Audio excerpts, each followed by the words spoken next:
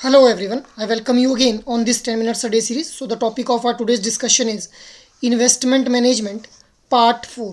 इससे पहले हम लोग इन्वेस्टमेंट मैनेजमेंट के 3 पार्ट्स को जो है अपने वीडियो सेशंस के अंदर डिस्कस कर चुके हैं। सो आज के इस सेशन को हम लोग स्टार्ट करेंगे with the portfolio management itself. अब देखिए, पोर्टफोलियो मैनेजमेंट के ऑब्जेक्टिव्स और एलिमेंट्स को हम लोगों ने लास्ट सेशन में डिस्कस कर लिया था। आज के इस सेशन को हम लोग स्टार्ट करेंगे with the difference between portfolio management and investment banking.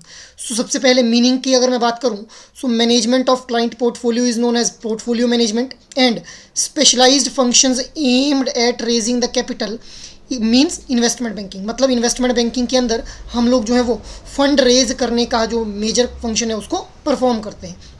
अब इसके बाद who are the clients for portfolio management, जिनके पास भी मनी है, individuals as well as institutions, जिसमें educational institutions, insurance companies, pension funds, retirement plans और even governments can be the client for portfolio management. अब इसी तरह से इन्वेस्टमेंट बैंकिंग के अंदर प्राइमरीली इंस्टीट्यूशंस को ही हम लोग जो है वो क्लाइंट कंसीडर करते हैं, जिसके अंदर कॉरपोरेट क्लाइंट्स और गवर्नमेंट कंपनीज जो है वो आ जाती हैं। अब एलिमेंट्स के बेस पे अगर हम बात करें, सो पोर्टफोलियो मैनेजमेंट के जो एलिमेंट्स रहते हैं those are asset allocation, diversification and rebalancing. Investment banking के जो एलिमेंट्स रहेंगे those are issuing debts, raising money from bonds, underwriting new securities, merger and acquisition and initial public offerings. इन सभी elements को हम लोग जो है वो डिटेल के अंदर डिस्कस कर चुके हैं, पोर्टफोलियो मैनेजमेंट के भी और इन्वेस्टमेंट बैंकिंग के भी। अब now what is a portfolio manager? So an individual who understand the clients financial needs and design a suitable investment plan as per his income and risk taking abilities is called a portfolio manager. अब क्या role रहता है एक portfolio manager का?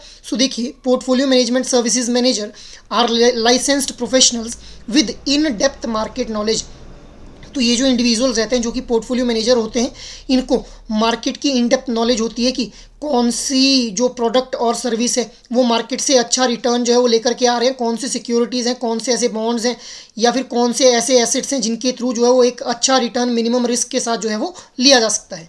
Next is customised for high net worth individuals based on their return goal and risk tolerance. अब एक portfolio manager जो है वो पीएमएस सर्विसेज प्रोवाइड करता है based on the return goal of the high net worth individual और कितना उस इंडिविजुअल का जो है वो रिस्क एपिटाइट है।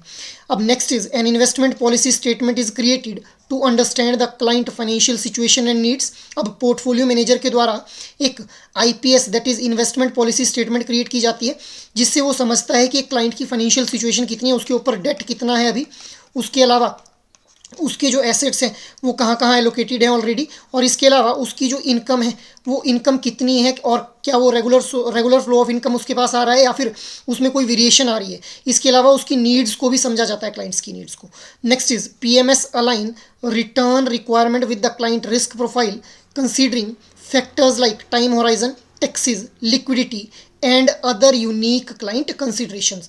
तो एक जो पीएमएस मैनेजर है वो पीएमएस की जो रिटर्न है उसको अलाइन करता है with the requirement of clients risk profile considering the factors कि कितने टाइम होराइजन के लिए जो है क्लाइंट इन्वेस्ट करना चाह रहा है, वो टैक्सेस के रिगार्डिंग कोई सेविंग वगैरह तो नहीं करना चाह रहा है, या फिर वो लिक्विडिटी चाह रहा है अपने फंड्स के अंदर, या फिर कोई और कंसिडरेशन जो भी यूनिक क्लाइंट की कंसिडरेशन है, अलग अलग क्लाइंट्स की अलग अलग कंसिडरेशन हो सकती हैं, उनको अलाइन किया जाता है विद द पीएमएस इटसेल्फ। सो ये हम लोगों ने रोल ऑफ पोर्टफोलियो मैनेजर के बारे में बात की। अब हम लोग पीएमएस और MF that is mutual fund और पोर्टफोलियो मैनेजमेंट सर्विस के अंदर डिफरेंस को समझ लेते हैं। सो कस्टमाइजेशन की अगर बात की जाए, so highly tailored to the individual goal, जो प्रोडक्ट और सर्विसेज ऑफर की जाती हैं पीएमएस के अंदर, those are highly customised with respect to the individual goals. Mutual funds के अंदर limited to the fund classification. अब आप लोग म्यूचुअल फंड में सिर्फ ये चूज़ कर सकते हैं कि आप लोग इक्विटी म्यूचुअल फंड में इन्वेस्ट करेंगे या डेट म्यूचुअल फंड में इन्वेस्ट करेंगे, कौन सी कंपनी के इक्विटीज़ में इन्वेस्ट करना है ये आप लोग जो है वहाँ पे नहीं चुन सकते हैं।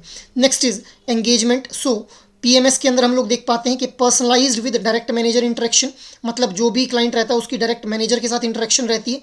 और म्यूचुअल फंड में जो टिपिकली इंटरेक्शन रहती है वो फैक्ट शीट के बेस पे ही एंगेजमेंट होती है, एक क्लाइंट की और एक फंड मैनेजर की।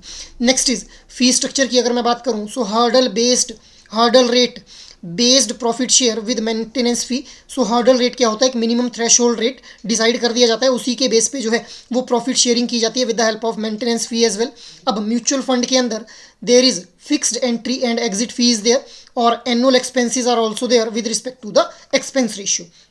नेक्स्ट अगर हम पॉइंट ऑफ डिफरेंस की बात करें, सो एसेट ओनरशिप के अगर बिहाफ पे देखा जाए, so investor retain direct ownership of shares. जो इन्वेस्टर रहता है वो इन शेयर्स की डायरेक्ट ओनरशिप अर्न करता है इन केस ऑफ पीएमएस। जबकि म्यूचुअल फंड के अंदर इन्वेस्टर्स जो रहते हैं उनके पास जो होती है यूनिट्स की फॉर्म में जो है वो होल्डिंग रहती है।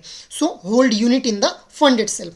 Next is investment size. अब इन्वेस्टमेंट साइज की अगर मैं बात करूं, so requires a minimum capital of ₹50 lakh as per the SEBI guidelines, अगर किसी इंडिविजुअल ने पीएमएस सर्विसेज के अंदर इन्वेस्ट करना है। जबकि म्यूचुअल फंड में वेरियस कैपिटल अमाउंट ₹100, ₹500, ₹1000 से भी इन्वेस्टमेंट जो है वो की जा सकती है।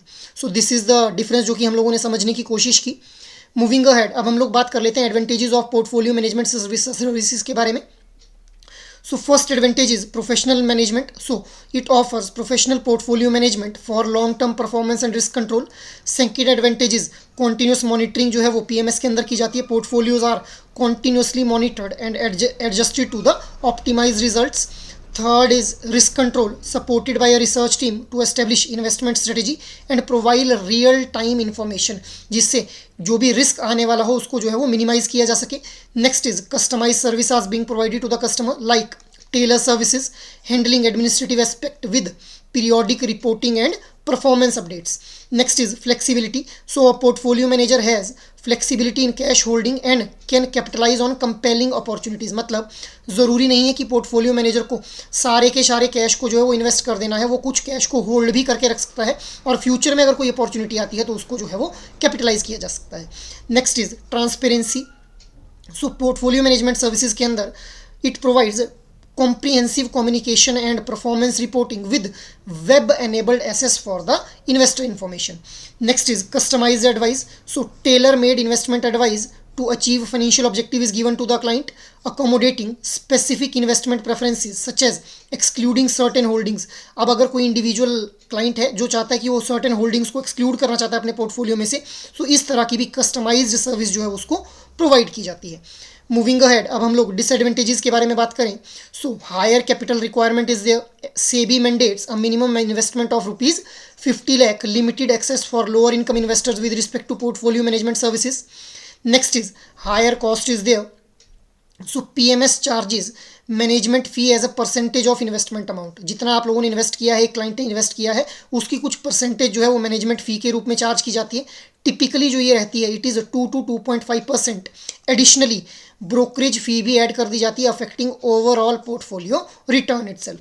Next is no performance guarantee is given. So PMS provider share in profit but not losses.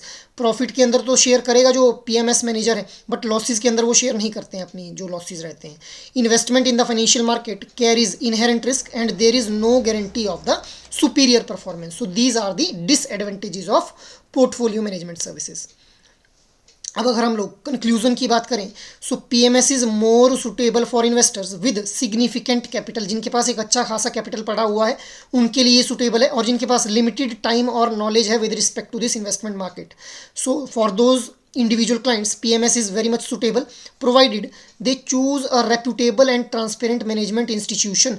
जो भी उनके इस पोर्टफोलियो को मैनेजमेंट की जाएगी उनके इस पोर्टफोलियो की, they should have a proper reputation in the market.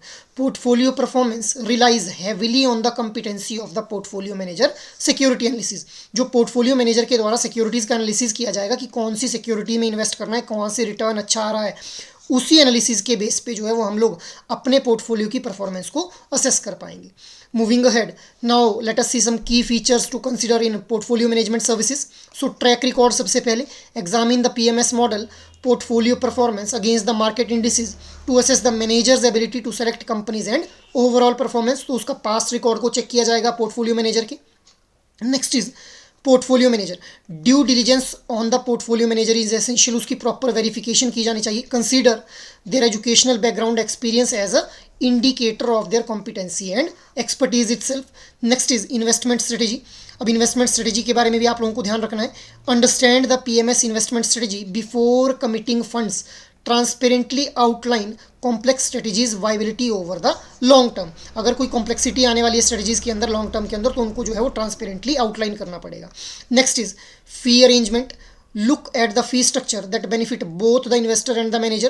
Profit sharing should be typically around 20% and management fee should be within the industry standards of 1 to 3%. A hurdle rate clause ensures profit sharing only if funds beats a minimum required rate, जो कि मैंने आप लोगों को बताया कि एक minimum threshold rate को अगर बीट करेगा तो उसके बाद ही प्रॉफिट की जो है वो शेयरिंग की जाएगी. Next is customer support and transparency. अब इसके अंदर evaluate the level of customer support and transparency which is essentially important for discretionary portfolio. Discretionary portfolio क्या होता है ऑलरेडी हम लोग बात कर चुके हैं. Frequent portfolio performance assessment and long term agreement contribute to a positive investor experience. So these are the key features जो भी हम लोगों को कंसीडर करने रहते हैं जब भी हम लोग पोर्टफोलियो मैनेजमेंट सर्विसेज को जो है वो अवेल कर रहे हैं. So now try to answer out this question guys. What is the minimum amount of investment one can make if he or she is using a PMS? Your options are 50 lakh, 50 crore, 5 lakh and 5 crore. So what should be the right answer guys? Try to answer out in your comment box. Next is, under which of the following type of portfolio management will a manager track the index to generate similar return to the index itself? So the right answer for this question will be passive portfolio management. So that is all for today's discussion. अगर ये session आप लोगों को अच्छा लगा हो तो इस सेशन को लाइक, शेयर और सब्सक्राइब कर लें. और अगर आपकी कोई भी क्वेरी हो तो you can mail us on hello@edutap.co.in. जय हिंद.